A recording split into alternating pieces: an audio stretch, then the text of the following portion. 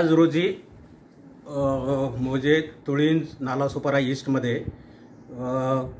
BJPचे नेते श्री विनोद तावडे आणि BJPचे काही कार्यकर्ते पैसे वाटप आहेत अशी तक्रार बहुजन विकास आघाडीचे उमेदवार आणि त्यांच्या कार्यकर्त्यांनी केल्यानंतर तिथे संबंधित निवडणूक यंत्रणा ही लगेच पोहोचली आणि तिथे संबंधित DCP दोन्ही DCP आणि जॉईंट CP हे तिथे गेलेले होते आणि त्यांनी त्याच्यावर संबंधितावर कारवाई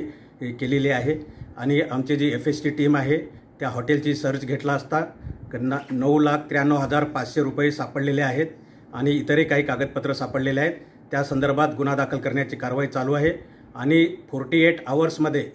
सायलेन्स पिरियड जो असतो निवडणूक प्रचार कालावधी संपल्यानंतर त्या कालावधीमध्ये इतर ज्या विधानसभा मतदारसंघाचे जे मतदार नाहीत या व्यतिरिक्त जे कोणी कार्यकर्ते किंवा कोणी नेते येतील त्यांच्यावर जी कारवाई करणं आवश्यक आहे त्याप्रमाणे पण पोलिसांनी FIR दाखल केलेला आहे आणि निवडणूक निर्णय अधिकारी तिथे पोहोचलेले आहेत आणि त्या हॉटेलची तपासणी करून आणि जे काही कॅश किंवा इतर साहित्य जे जप्त सापडलेले आहे त्या अनुषंगाने त्यांच्यावर कारवाई करत आहेत आणि